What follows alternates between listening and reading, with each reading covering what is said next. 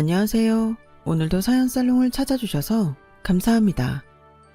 저는 30대 주부입니다. 그동안 겪어왔던 시어머니의 막말에 대해 분통을 터뜨린 이야기를 해보려고 해요. 저와 남편은 대학 시절 동기였어요. 저희는 지방의 국립대학에서 같은 학과를 다니며 졸업했어요. 하지만 저희가 사귀게 된 것은 그로부터 한참 뒤인 대학에 입학해 처음 만난 지 9년 만의 일이었어요. 당시 저는 서울에서 자취를 하며 두 번째 회사에 다니고 있었고 남편은 폴란드에서 직장 생활을 하다가 한국 지사로 옮겼어요. 한국에 다시 온 기념으로 몇 년 만에 대학 동기 모임에 참석한 남편은 저를 다시 보고는 적극적으로 대시를 했었죠.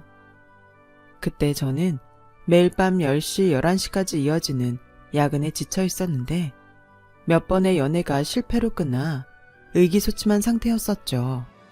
그래서인지 말 잘 통하던 편한 대학 동기의 관심이 싫지 않았습니다. 그렇게 저희는 사귀는 사이가 되어 퇴근 후 맥주 한 캔 마시고 야경이 반짝이는 낙산공원 성곽길이며 창경궁을 거닐고 다녔었죠. 그와 함께 걷는 따뜻한 봄날의 벚꽃이 휘날리는 여의도 한강공원은 여느 때와 다르게 느껴졌어요. 저는 자주 그에게 전화를 걸어 회사 생활의 고초를 토로했고 그가 서울로 올라와 데이트하는 주말을 기다리게 되었어요.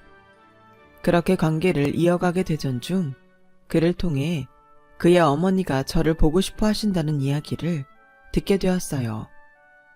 우리 엄마는 절대 간섭 안 하는 분이야. 나 부산에서 대학 다니는 7, 8년 동안 우리 엄마 한 번도 안 오셨어. 반찬 한 번 보내준 적도 없다니까. 나중에 결혼해서 아이 낳아 데려다 놓으면 다 키워주실걸? 저를 한번 만나고 싶어 하시는 어머니를 두고 제가 걱정스러워하자 그가 저에게 자신의 어머니는 쿨한 분이시니 걱정 안 해도 된다는 식으로 했던 말이었어요. 이전에 연애에서 전 남친들의 어머니는 여자친구인 저를 한번 만나보시고는 아직 결혼할 사이도 아닌데 마치 며느리 대하듯 하셔서 부담스러웠던 기억들이 있었거든요. 20대 초반에 사귀던 전 남자친구의 부모님은 누나 결혼식 같은 집안 행사에 저를 불러댔고 툭하면 그 사람의 아버지에게서 온 전화를 받아야만 했었으니까요. 하지만 이번에는 사정이 달랐어요. 남자친구는 폴란드에서 혼자 지낸 몇 년이 얼마나 외로웠는지를 이야기하며 저와 결혼하고 싶다는 뜻을 비춰오더라고요. 저 역시 30을 목전에 둔 내 나이를 약간 의식하던 중이었어요. 내심 이 만남이 결혼은 의미하는 것이라고 생각했던 것 같아요. 그가 자신의 어머니에 대해 한 말이 있으니까 인사를 나누더라도 큰 부담은 없을 것이라 어느 정도 안심도 했었으니까요. 제 직장에서 가까운 강남 번화가 골목에 한 항정식집에서 지금의 시어머니와 처음 인사를 나누었어요. 첫인상은 조금 무서웠지만 말수도 많지 않고 시종일관 웃으며 저를 대하시기에 어려운 자리라는 긴장감이 조금 줄어들더군요. 기분 좋게 첫인사를 마치고 어둑한 길거리로 나섰을 때 어머니가 슬그머니 내 팔짱을 끼셨어요. 친정 엄마와도 팔짱을 끼고 걸은 적이 없을 만큼 무뚝뚝했던 저는 놀라서 그 팔을 뿌리치고 싶었지만 차마 그럴 수 없었어요. 그리고 이날 이후 남자친구를 만날 때마다 수시로 걸려오던 어머니의 전화는 눈에 띄게 줄어들었어요. 어쩌면 이때 시어머니와 저는 딸 같은 며느리와 쿨한 시어머니라는 허황된 꿈과 희망을 엿보았던 것은 아닐까요? 그리고 그 꿈들이 그저 환상이라는 것을 알았을 때는 전쟁의 시작이었죠. 결혼 당시 남편과 저는 직장 생활을 한 지 얼마 되지 않아 결혼을 하게 되어서 서로 모아둔 것이 별로 없었어요. 저희는 거창하게 시작하지 말고 원룸 월세라도 괜찮으니 하나씩 하나씩 시작하자고 서로 합의했었어요. 그런데 남편이 결혼한 지 얼마 되지 않아 직장 상사와 트러블이 생겼고 연고지가 전혀 없는 곳에 정근을 가게 되었어요. 남편은 이직 준비를 하겠다며 결국 회사를 퇴사했어요. 그리고 저도 결혼과 동시에 임신을 하게 되어 곧 있으면 휴직해야 할 처지였죠. 저희는 얼마가 모아놓은 돈으로 일단 버티고 남편은 최대한 빠른 시일 내에 다른 회사에 이직하려 했으나 쉽지 않았습니다. 그때 시어머니께서 이런 상황이 많이 답답하셨는지 먼저 제안해 주셨어요. 취직 준비하는 동안 생활비하고 집 지원해 줄 테니 대전으로 내려와라. 대전이면 시댁이 있는 곳이었어요. 저는 별로 내키지 않았어요. 어머니, 저희 아직 모아놓은 돈도 있고 저 아직 일 다니고 있어요. 그리고 원래 급여만큼은 아니지만 육아휴직해도 돈 나오긴 나와요. 굳이 그렇게까지 해주실 필요는. 참 철없는 소리 한다. 이제 곧 애도 태어날 텐데 너네 그렇게 월세로 살아서 언제 돈 모아서 집 사려고 그러니? 어머니, 말씀은 정말 감사하지만 니네 엄마가 집 해주고 너네 지원해줄 처지나 되니? 그래서 내가 해주겠다는 건데 절을 해도 모자랄 판에 이런 시어머니가 어디니? 저희 친정엄마는 가정주부세요. 시어머니 안 계시는 집안에 맏며느리 노릇하시느라 평생을 나가서 일해본 적은 없으시고 가족들 뒷바라지를 하셨어요. 나이 차이 많이 나는 고모들 삼촌들 대학 가고 결혼하기 전까지 친정엄마가 엄마 노릇을 했다고 봐도 무방합니다. 친정엄마는 경제적으로 무능력하시지만 절대로 편하게 사신 거 아니라고 생각해요. 반면에 저희 시어머니는 평생을 장사를 하셨어요. 사업 수완도 좋으셔서 재산도 제법 되시고요. 그래서 바쁘다는 핑계로 시댁 행사나 제사 같은 것들은 돈으로 때우시고 한 번도 참석한 적이 없으세요. 그래서 시어머니는 저희 친정엄마가 가정주부라는 이유로 무시하고 있는 듯 했죠. 남편에게나 저에게나 친정엄마 이야기를 하면 항상 너네 엄마 아니면 너네 장모라고 부르셨고요. 남편하고 단 둘이 있을 때 너네 장모라고 부른들 누가 뭐라 하겠어요. 하지만 제 앞에서 그렇게 예의 없는 단어로 지칭하면 참 속이 상하고 기분이 나빴어요. 사돈이라는 멀쩡한 단어를 두고 대체 왜 그렇게 부르시는 건지. 어쨌든 저희는 시어머니 말에 일단은 굽히고 들어가는 수밖에 없었어요. 시어머니는 시댁에서 10분 거리에 저희 부부를 위한 아파트를 준비해 주셨어요. 그리고 이런저런 핑계를 대며 집에 자주 찾아왔죠. 아이가 태어난 후에는 손녀 보고 싶다는 핑계로 아예 상주하고 계셨어요.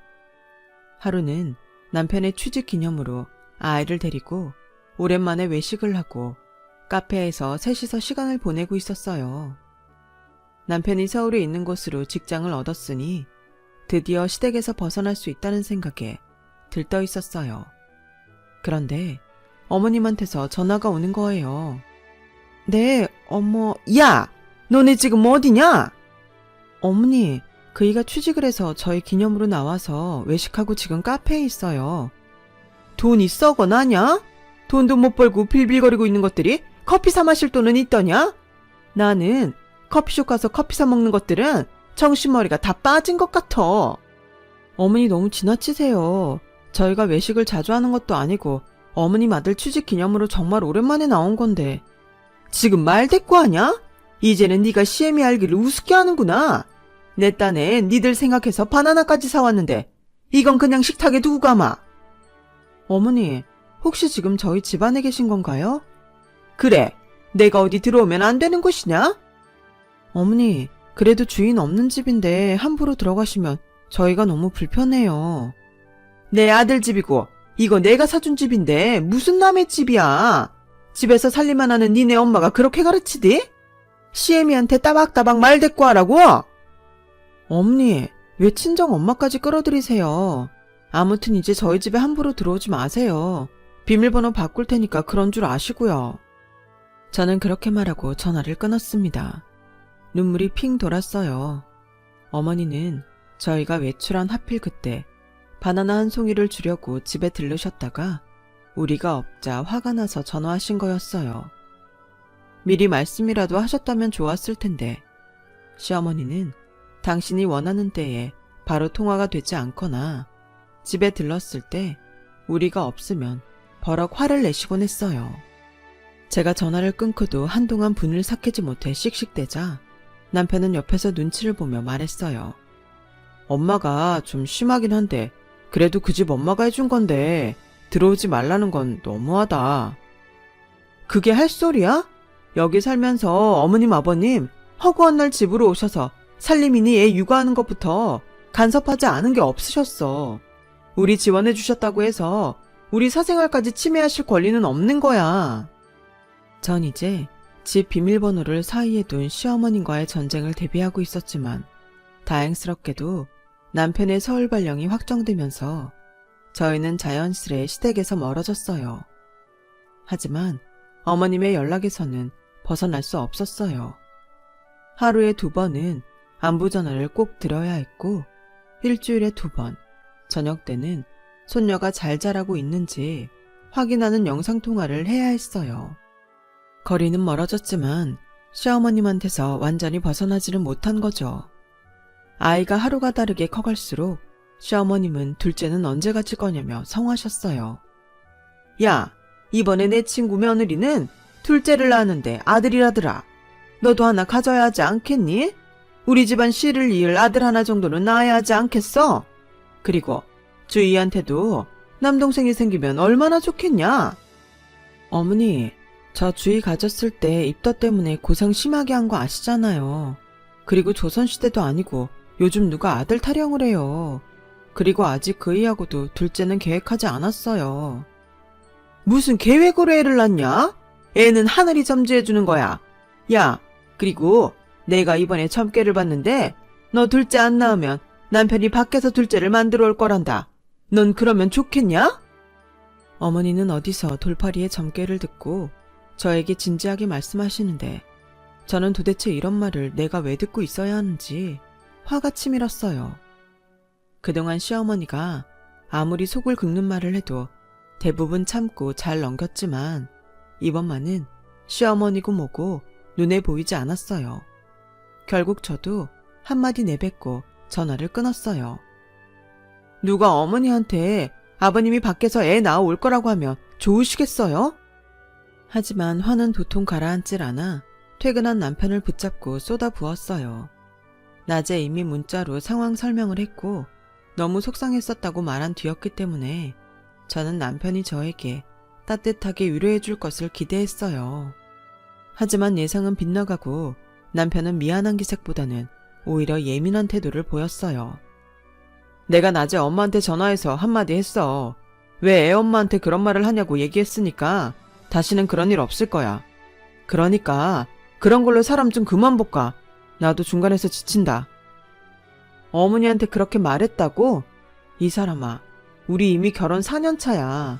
내가 어머니하고 갈등 생길 때마다 줄기차게 부탁했던 그 한 가지를 아직도 이해 못하겠어?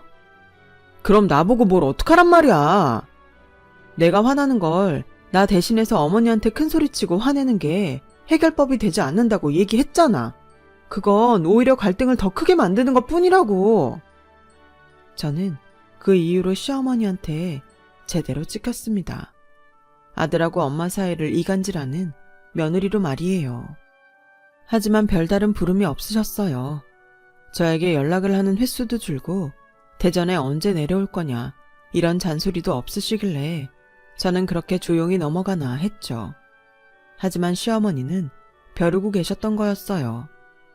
11월, 한 해의 끝을 향해 달려가고 있을 때 시어머니께서 연락을 하셨어요. 니네 시아버지 농장에 배추를 심어 수확을 앞두고 있는데 내려와서 좀 도와라. 어머니, 그이 김치 안 먹는 거 아시잖아요. 걔가 김치를 왜 안 먹니? 김치를 얼마나 좋아하는데. 어머니, 결혼 생활 4년 동안 그이 한 번도 김치 찾은 적 없어요. 그거야 네가 안 해주니까 안 찾은 거지. 우리 집에 있을 땐 잘 먹었다. 와서 김장 좀 하고 김치 좀 가져가. 물론 나는 한 번도 안 해본 사람이니 네가 해봐라. 네? 그게 무슨 말씀이세요? 말씀드렸듯이 시어머니는 한평생 장사만 하셨기 때문에 집안일이나 명절 행사는 참가하신 적이 없으신 분이세요. 당연히 김치를 담궈본 적도 없으세요.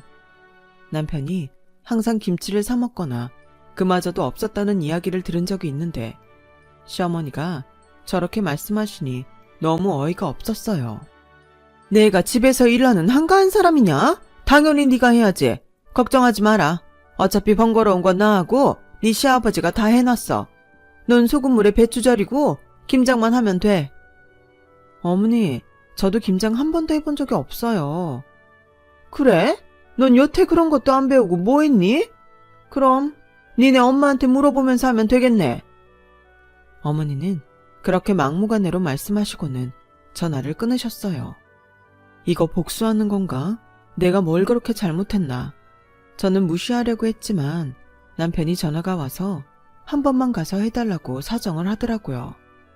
사실 저희는 남편의 재취업과 동시에 서울로 이사 오긴 했지만 집이 시어머니가 도와준 것이어서 사실상 시어머니한테서 완전히 벗어난 것은 아니었어요. 결국 저에게 선택권은 없었던 것이었습니다. 시어머니한테 찍힌 것을 만회해보자, 까짓것 한번 잘해보자 하는 심정으로 대전으로 내려갔죠. 하지만 그것은 저의 오산이었어요. 끝도 없는 배추를 마당에서 다듬는 수고는 두 분이 해놓으셨지만 저는 시린 손 호호 불어가며 소금물에 배추를 절여야 했어요. 속도가 느려지니 장사하시다가 중간에 밥을 먹으러 집으로 들리신 시어머니가 한 말씀 하시더군요. 야, 그 속도로 언제 다 하냐? 아주 세워라 내워라. 어머니, 배추 양도 너무 많고 손도 너무 시려요. 그리고 저도 김장은 처음이에요. 좀 도와주세요. 예, 나랑 네 시아비는 사업하느라 바쁜 사람들이다. 배추 다듬고 손질했으면 됐지? 뭘 더 바라니? 아, 그래. 니네 엄마한테 가서 해달라고 하면 되겠네. 집에 계시니 한가하실 거고 또 너하고 네 남편이 먹을 건데 맛있게 하는 게 좋지 않겠냐? 불똥이 애먼대로 튀어버렸죠. 친정은 부산이었는데 부산에 내려가는 길에 절인 배추를 차에 싣고 가서 친정엄마와 김장을 하는 엉뚱한 결론에 도달한 것이었어요. 지금 같으면 배추 집어 던지고 집으로 갔겠지만 그때는 바보같이 친정엄마한테 전화해서 상황을 설명드렸네요. 어찌나 머쓱하고 죄송하던지.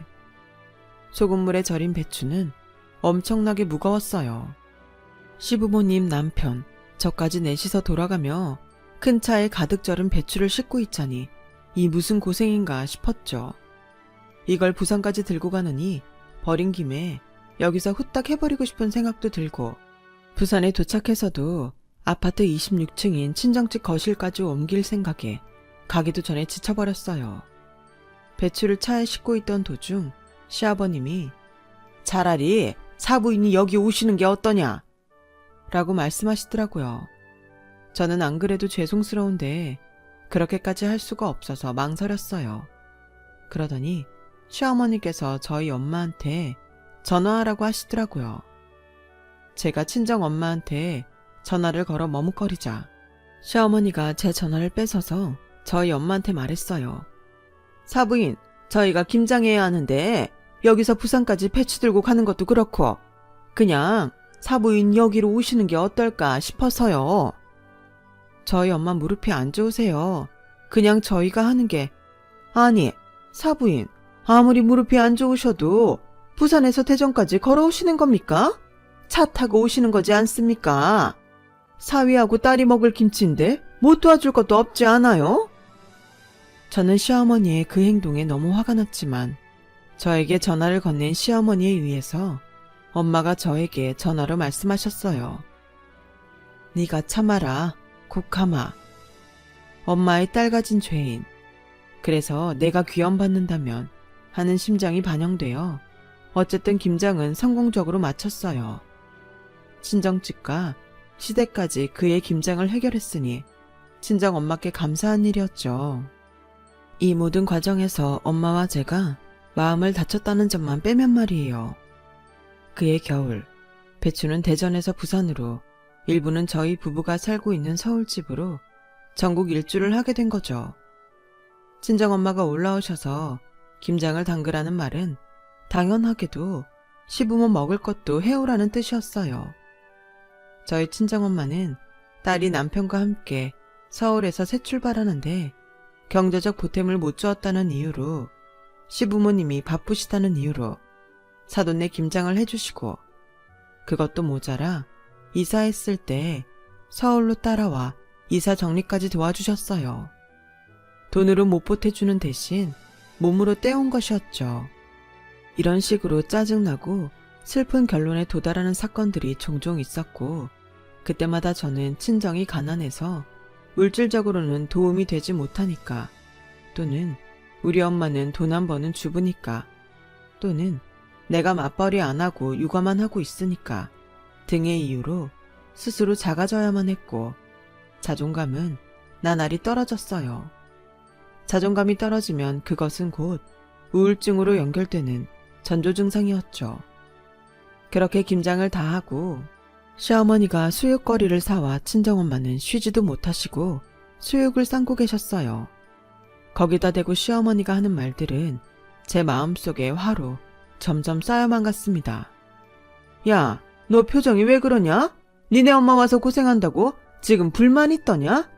당연히 집에서 일하는 사람이 와서 해야지. 어머니, 친정엄마도 계신데 야라고는 부르지 말아주세요. 그리고 집에서 하는 일은 일 아닌가요? 다시는 저희 친정엄마 모욕하는 말 하지 말아주세요. 제가 그렇게 반박하자 시어머니는 당황하셨어요.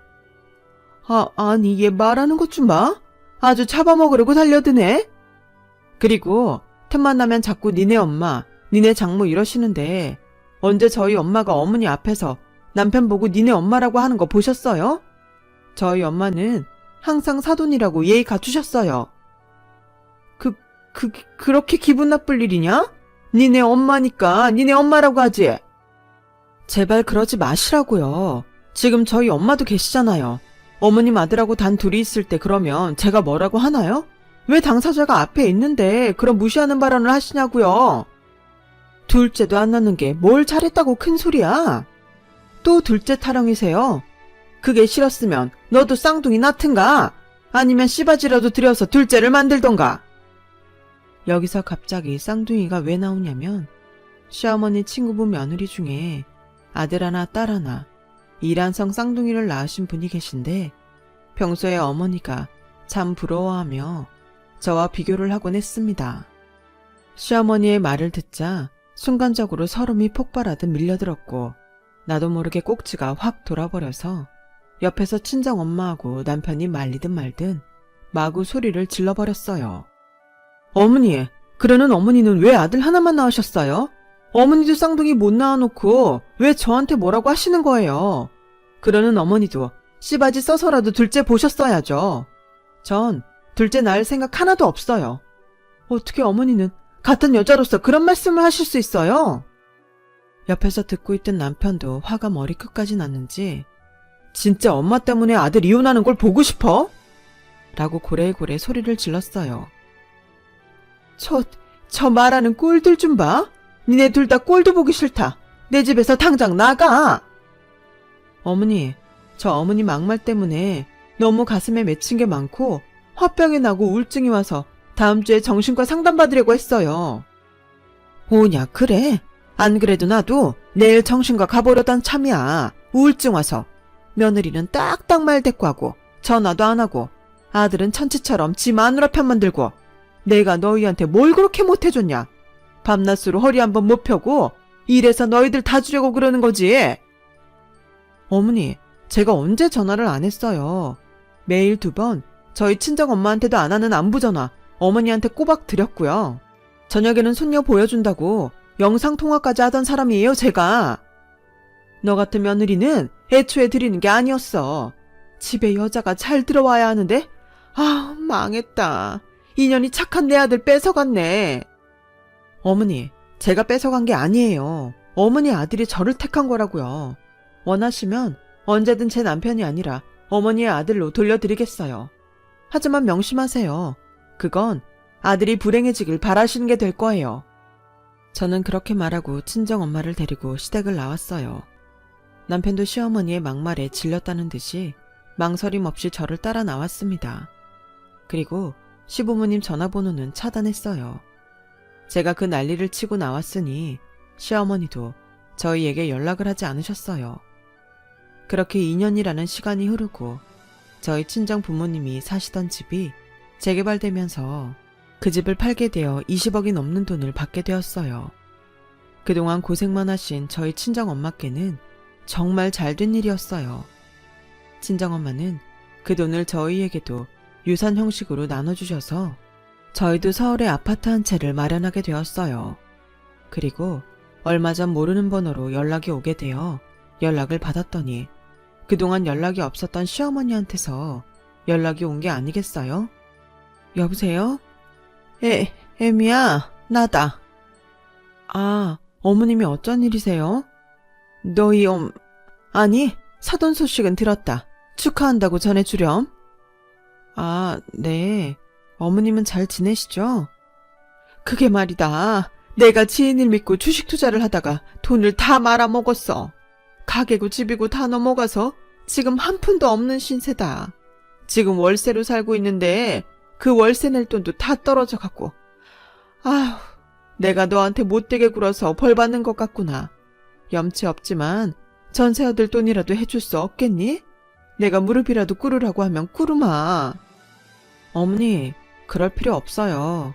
제가 원하는 건 저희 엄마와 저한테 미안하다는 사과 한마디였으니까요. 그래, 사돈한테도 내가 정말 못할 짓 했다. 면목이 없구나. 처음에는 무시할 생각이었지만 어머니가 진심으로 사과하시는 게 느껴져서 저는 남편과 상의해서 시어머니께 빌라 전셋집을 마련해 주었어요.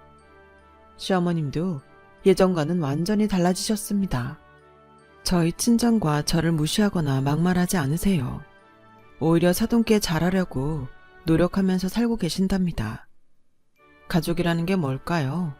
저는 서로 보듬어주면서 이 험한 세상 따뜻하게 같이 살아가는 게 가족인 것 같은데요. 저희 어머니도 그걸 진심으로 느끼셨겠죠? 제 사연은 여기까지입니다. 긴 사연 들어주셔서 감사합니다. 다들 건강하시고 행복한 날들 보내세요. 여러분, 사연 댓글에 응원과 현명한 조언 부탁드려요. 좋아요와 구독은 저에게 큰 힘이 됩니다. 오늘도 좋은 일 가득하세요.